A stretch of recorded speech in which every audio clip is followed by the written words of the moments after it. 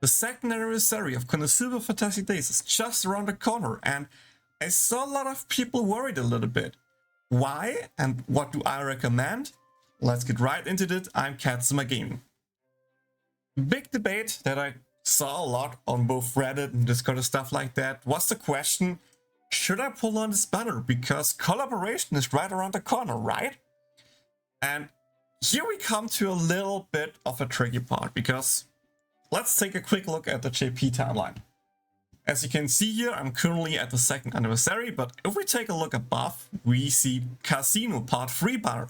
If we look below, we see Lolisa banners. Banners that already happened in the global version. So, Sassy-Soft in general follows the JP timeline, but as we can see with the anniversary, they move stuff around. Not often, this is so far I think the only instance where they moved stuff around, but it apparently can happen with bigger stuff, and for me, collaborations are kind of bigger stuff. So if we scroll a little bit more, we can see this is the current school banner that we are in. After that, we have Theater 1. After that, we have more made banners, and then, based on JP timeline, the collaboration should happen. Now, big question is, will it happen there? Or will Sassy-Soft just move it around to be like a little bit more time between the second anniversary and the collaboration?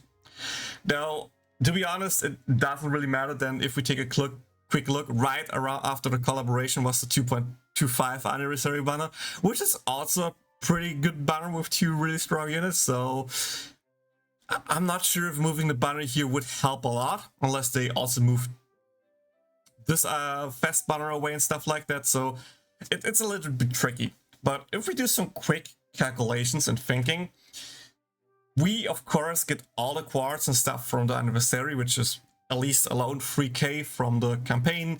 If you, for example, is our real spender and buy the 90-day bundle, you at least get one multi back from there as well until the collaboration should happen, because anniversary lasts until like August 18th or something like that. And if we just add like 40 more days for 2 events there, we are at the beginning of September. So that will be at least 1 month, aka over 30 days, where you get 100 quartz back.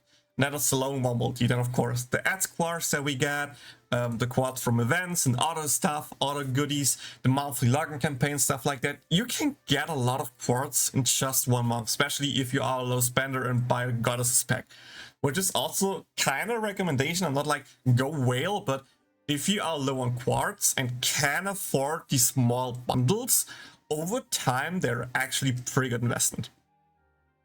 But yeah, that's the whole debate on why people ask me if they should skip or not, because also keep in mind, collaboration units normally, once they are here and gone, they are gone for good, that they don't come back. So far in JP, only one collaboration had a rerun, which is ReZero, the first collaboration. So a collaboration like this probably will take another year in JP or so before it even has a chance to come back, let alone that 3 years from now in global, and by then these units aren't good anyway. So I want to do 3 things here. I first want to talk about the fest banner, I want to talk about the collaboration banner, and then give my personal recommendations.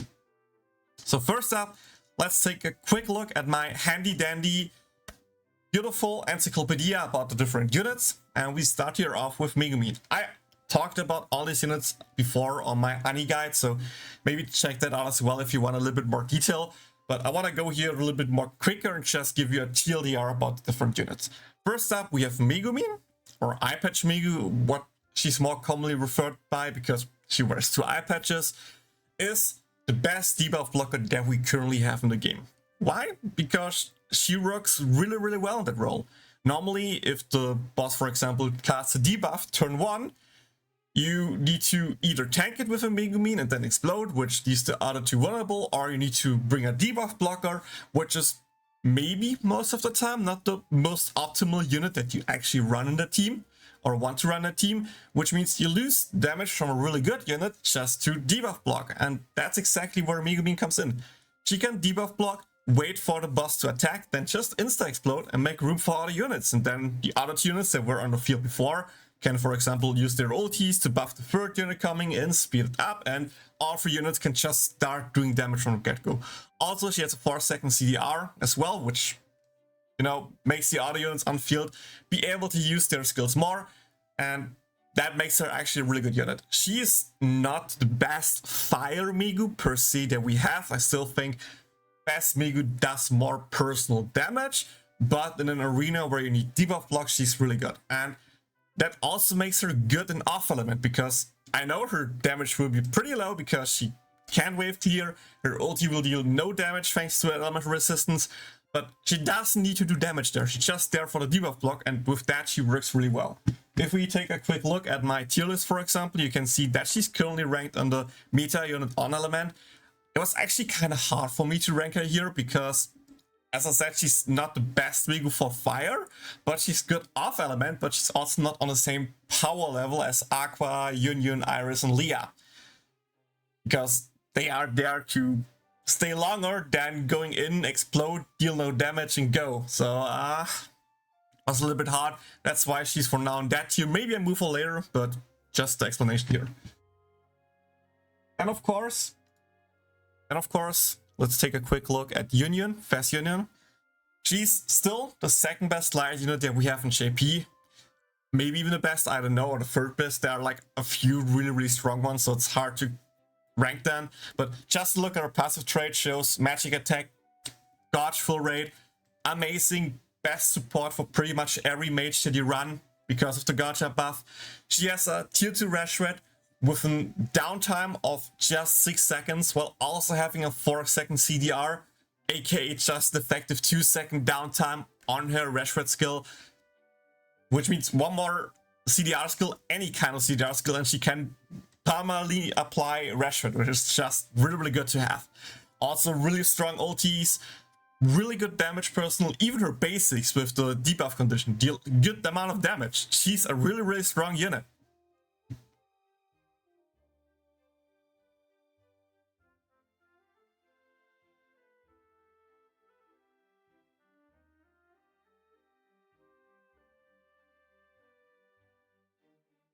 And there's Iris, sorry, took a little bit to find her. She is a really selfish unit. She can deal tons of damage thanks to her self buffs, aka guard shop, and tier 3 elemental buffs for both light and neutral. Here also a quick information. Again, as I said before, off elemental damage gets reduced in arenas. And Iris has a really strong neutral damage ulti, her ulti 2, that will for ulti 2 version 2 even has a 100% chance to crit. So with her self guard charge, with a tier 3 neutral damage buff, and her passive trait that is also 7% neutral damage, she can hit with her ulti 2 for a guaranteed 100k or even more, depending on, of course, defense of the enemy, your buffs and stuff, like, you know what I mean. But like, her personal damage, even off element, is kind of nuts. Her biggest problem is that she's a selfish unit, so the moment other unit comes around that does more damage than her, or just other units that fit better in, that can make the other units deal the same amount of damage, Iris will fall off, which kind of happened over the time. Compared to Yunyun, Yunyun is still meta, but Iris kind of fell out besides AOE arenas, but I'm not talking about the arenas here. Just telling you, right now, she's one of the strongest DPS that we have and can just deal an insane amount of damage.